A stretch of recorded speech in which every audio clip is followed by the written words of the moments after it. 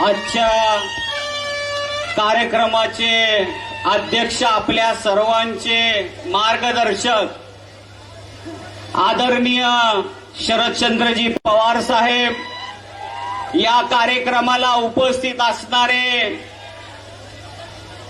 ज्यांना समोरच्या जनतेनं 81,000 निवडून दिलं ते ओमराजे निंबाळकर साहेब, रणजितदादा पाटील साहेब, काँग्रेसचे वाघमोडे साहेब, मंचकावर असणारे राष्ट्रवादी काँग्रेस, शिवसेना आणि काँग्रेसचे सर्व नेते मंडळी, वेळ खूप झालेला आहे. जास्त वेळ मी आपला या ठिकाणी घेणार आहे. साहेब एका दिवसात 5-5 सभा घेत आहेत. आपल्याला त्यांचं मनोगत या ठिकाणी ऐकायचंय, परंतु एक शिस्त आपण या ठिकाणी पाळणं गरजेचं आहे की साहेब काय बोलतायत ते ऐकण्यासाठी आपण शांत राहणं गरजेचं आहे. डावीकडे आणि उजवीकडच्या तरुणांचा उत्साह आहे, त्याच्याबद्दल मला आदर आहे, परंतु आपण एकही शब्द न बोलता फक्त साहेबांचं भाषण आपल्याला ऐकायचंय, ओमदादाचं भाषण ऐकायचंय. शांततेत थोडं घ्या. आपली सभा माझ्यानंतर ओमदादा बोलणार आहेत आणि नंतर साहेब बोलणार आहेत.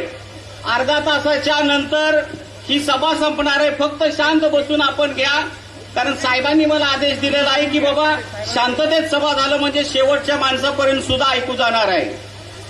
सुरुवातीला या कार्यक्रमाच्या माध्यमातून मी रणजितदादा पाटील यांचं मनपूर्वक आभार मानतो की त्यांनी त्यांच्या पक्षाचा एबी फॉर्म मिळाला असताना सुद्धा शेवटच्या 3 मिनिटांमध्ये त्यांनी फॉर्म काढला आणि पक्षनिष्ठा काय असते हे दाखवून दिलं. ओमदादांनी आम्हाला त्यांना बोलवलं. भविष्यामध्ये राष्ट्रवादी काँग्रेस, शिवसेना आणि काँग्रेस कशा पद्धतीनं वाटचाल करणार ह्याच्याबद्दलची मीटिंग आमची त्या ठिकाणी झाली आणि रणजितदादाला सुद्धा पक्षनिष्ठेबद्दल भविष्यामध्ये त्यांचे नेते मंडळी योग्य तो नाही दिल्याशिवाय राहणार नाहीत ही खात्री ओमदादांनी या ठिकाणी आपल्याला दिलेली आहे. आपल्या मतदारसंघाचा सर्वात महत्वाचा प्रश्न आहे तो पाण्याचा. मागच्या 15 वर्षाच्या कालावधीमध्ये आदरणीय पवार साहेबांच्या माध्यमातून, माझे वडील कैलासवासी महारुद्र बोटे बाप्पा यांच्या माध्यमातून सीना कोळेगाव धरणाचं भूमिपूजन झालं आणि मी आमदार असताना त्या ठिकाणी जलपूजनाचा कार्यक्रम घेतला. अशी अनेक साठवण तलाव आपल्या मतदारसंघामध्ये आपण केलीत, अनेक एमईसीबा केलेल्या आहेत आणि म्हणून सिंचन क्षेत्र आपलं या ठिकाणी वाढलेलं आहे.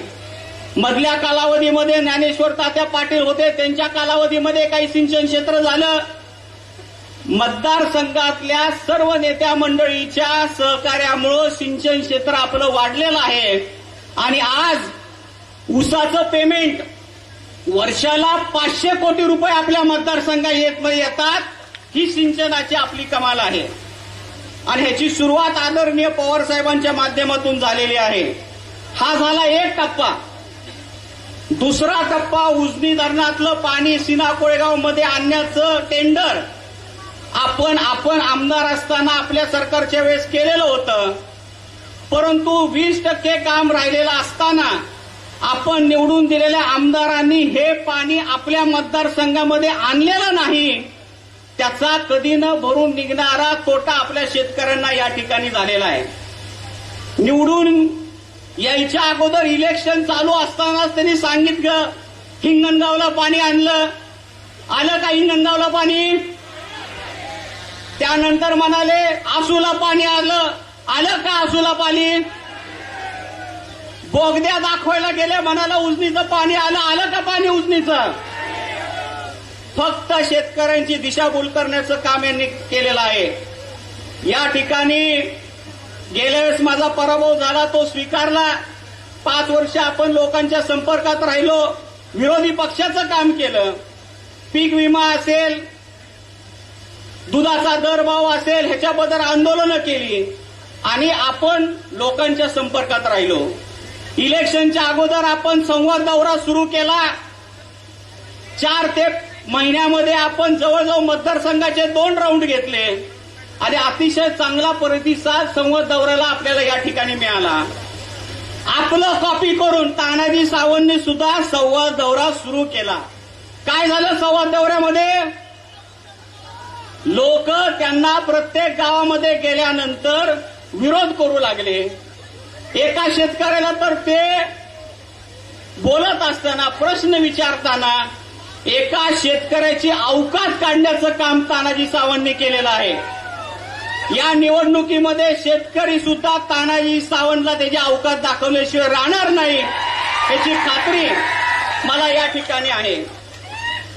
5 वर्षामध्ये एक तलाव केलेला त्यांनी दाखवा आपल्याला. एक तलाव, एक एमएससीबी केलेली त्यांनी आपल्याला दाखवावी. एक प्रशासकीय इमारत केलेली त्यांनी दाखवावी. ज्या खात्याचे ते आरोग्य मंत्री आहेत त्या खात्याचं दवाखाना सुरू करून डॉक्टर्स पेशंटला त्या ठिकाणी सेवा देतात असं एक दवाखाना दाखवावा आणि 1 लाख मिळवावा असं मी तुम्हाला आव्हान या ठिकाणी करतो. पत्रकारांनी सांगावं, त्यांच्या नेत्यांनी सांगावं, ही जी शाश्वत कामं आहेत, आपण जे पाणी दिलेलं आहे त्याचं भविष्यामध्ये 50-100 वर्षामध्ये त्या पाण्याचा फायदा आपल्या लोकांना होणार आहे. तानाजी सावंतनी काय केलं? इलेक्शन लागल्यावर आता साड्या वाटल्या, साखर वाटली, मुरुम टाकला. या ठिकाणी तानाजी सावंत साखर वाटू शकतो. या ठिकाणी तानाजी सावंत तुम्हाला साखर देऊ शकतो, बचत गटाला पैसे देऊ शकतो, परंतु तानाजी सावंत आपल्या मतदारसंघाला पाणी देऊ शकत नाही. पाणी फक्त राहुल मोठे आणि महाविकास आघाडीच या ठिकाणी आपल्या मतदारसंघाला पाणी देऊ शकते. महाविकास आघाडीमध्ये ओमदादा आहेत, रणजितदादा पाटील आहेत, आदरणीय पवार साहेबांचा आशीर्वाद आहेत. येणाऱ्या काळामध्ये उजनी धरणातलं पाणी 100% आपल्या मतदारसंघामध्ये आणण्याचा शब्द मी तुम्हाला या कार्यक्रमाच्या निमित्तानं देतो. हे करत असताना मराठा आरक्षणाच्या संदर्भात आपण प्रत्येक वेळेस आपली भूमिका घेतली.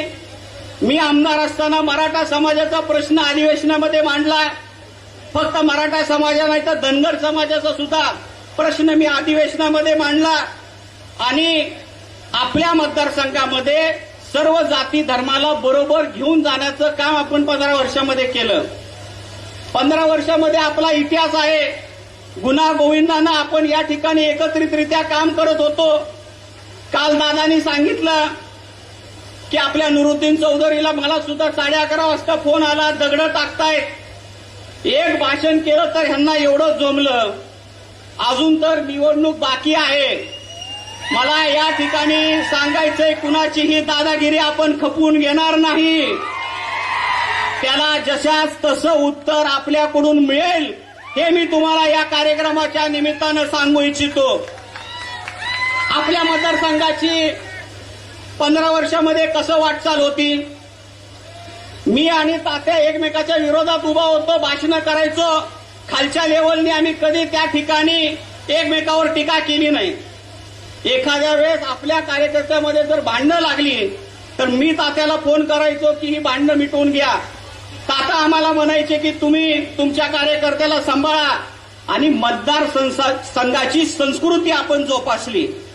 आता काय होतंय? दहशतीचं वातावरण, गोळीबार व्हायला लागले मतदारसंघामध्ये. होत आहेत का नाहीत? आपला पूर्वीचा शांततेत असणारा मतदारसंघ आपल्याला पाहिजे का? आणि मग पाहिजे असेल तर महाविकास आघाडीच्या मागणं आपण या ठिकाणी उभा राहणं गरजेचं आहे. इथल्या परांडा शहरातल्या व्यापाऱ्यांना मला सांगायचंय, दुकानदारांना सांगायचंय की आपल्या मतदारसंघामध्ये पाणी आलं म्हणून आज परांडामध्ये व्यापार वाढला. इथल्या परांडा शहरातल्या जमिनीचे रेट पुण्याच्या बाहेरच्या एरियातल्या आउटस्कर्टच्या रेटच्या बरोबरीने आपले रेट झालेले आहेत आणि ही प्रगती आपण या ठिकाणी केलेली आहे. आपल्या काळामध्ये दादागिरी नव्हती, गोळीबार नव्हता, दहशत नव्हता. आणि हे जर असं जर सुरू झालं तर भविष्यामध्ये हिथं जर कुणी जमा विकत घेतली, प्लॉटिंग पाडलं तर त्याच्यामध्ये हिस्सा मागितला जाईल अशी भीती या ठिकाणी निर्माण झालेली आहे. आणि म्हणून पवार साहेब असताना, ओमदादा असताना मी जास्त या ठिकाणी बोलणार नाही. आपली ही लढाई आपल्याला लढायची आहे आणि ही लढाई कुणाच्या विरोधात आहे आपली? ही लढाई महाराष्ट्राला भिकारी बनवेन म्हणणाऱ्या माणसाच्या विरोधात आपली लढाई आहे. आपली लढाई मराठ्यांच्या आरक्षणाची खास काढणाऱ्या माणसाच्या विरोधात आपली लढाई आहे. आपली लढाई कुणाबरोबर आहे? आपली लढाई मनोजदादा जरांगे पाटील यांना एकेरी शब्दात बोलणाऱ्या माणसाच्या विरोधात आपली लढाई आहे. आणि सगळ्यात महत्वाचं म्हणजे आपली लढाई गद्दार खेकड्याच्या विरोधात आहे. हे आपण या ठिकाणी समजून घेण्याची गरज आहे. पवार साहेब नसताना परत एकदा प्रत्येक वेळेस मी भाषण केले, त्यामुळे मी जास्त लांबलचक या ठिकाणी बोलणार नाही. इथं काँग्रेसची मंडळी आहेत, शिवसेनेची मंडळी आहेत, राष्ट्रवादीची आहेत. या ठिकाणी महाविकास आघाडीचा उमेदवार म्हणून मी शब्द देतो. या तिन्ही पक्षाला बरोबर घेऊन जाण्याचा शब्द मी तुम्हाला या कार्यक्रमाच्या निमित्तानं देतो. आणि येणाऱ्या 20 तारखेला आपण तुतारी वाजवणाऱ्या माणसाच्या बटनावर मतदान करावं ही विनंती करतो आणि माझे 2 शब्द संपवतो. धन्यवाद. विक्रमी मता